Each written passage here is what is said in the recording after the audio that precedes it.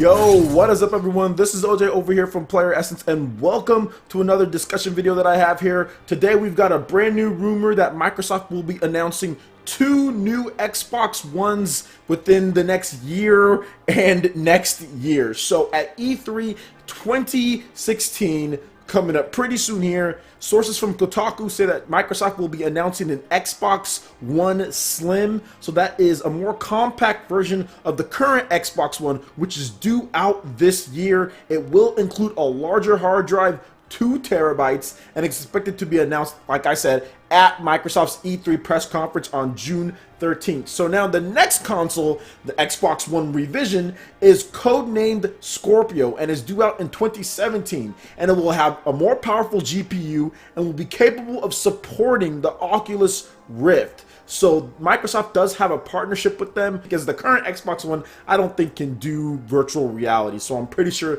something like that is going to come into play.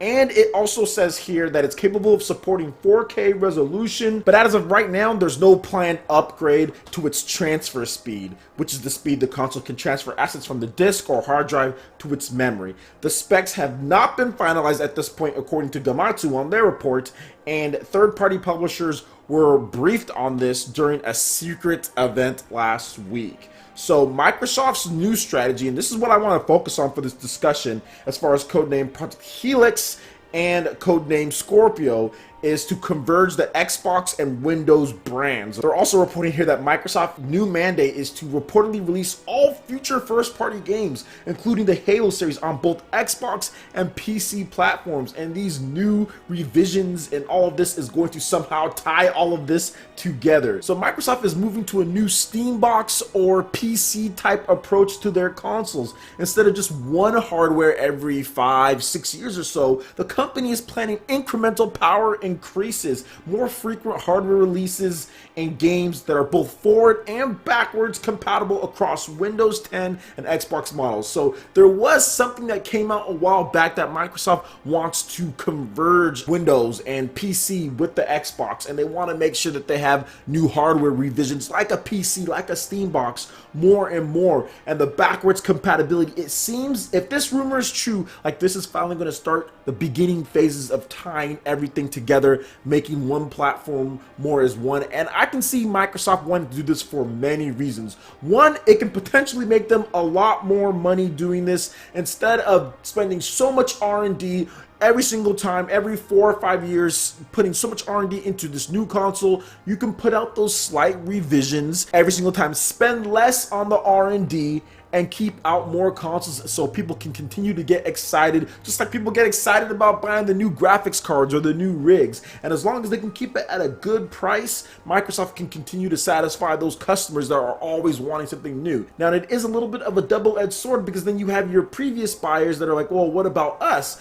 But if this is the new mindset, and if Microsoft can truly make everything intercompatible and backwards compatible, I think it's one of those things where people will just grow to accept it, just like new PCs or graphics cards getting released all the time, or cell phones. This type of thing is inevitable at some point. This is going to happen where companies decide that they just want to release more newer hardware in order to cut back on those R&D costs of continuously piling money into this one thing. And then if that thing launches, then it's not necessarily what people want. It's hard to say, okay, well, buy something else. But if you do it this way with smaller hardware increases, that can kind of get people, I guess, to not be so upset if something that they like isn't necessarily included, and they can get that in the next revision, just like a graphics card or something like that. This is definitely a touchy topic. I know a lot of people might not like something like this, but if Microsoft is able to do this and blend the PC and the hardware, it could lead to major profits because PC is huge. I can see Halo selling like 20-30 million copies if there was dual releases across both of Microsoft's Windows PCs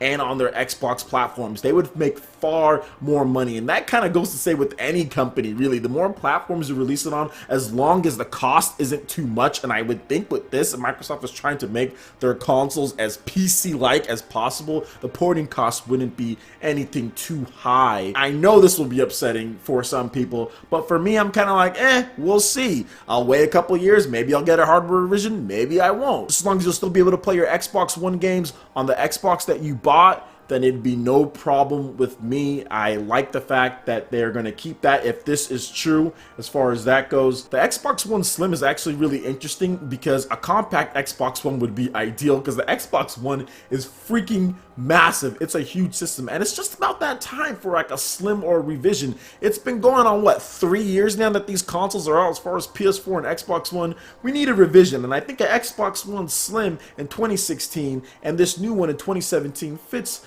nicely. So let me know what you guys think about these topics here. Would you be interested in an Xbox One Slim or a more powerful Xbox? Sound off in the comment section below.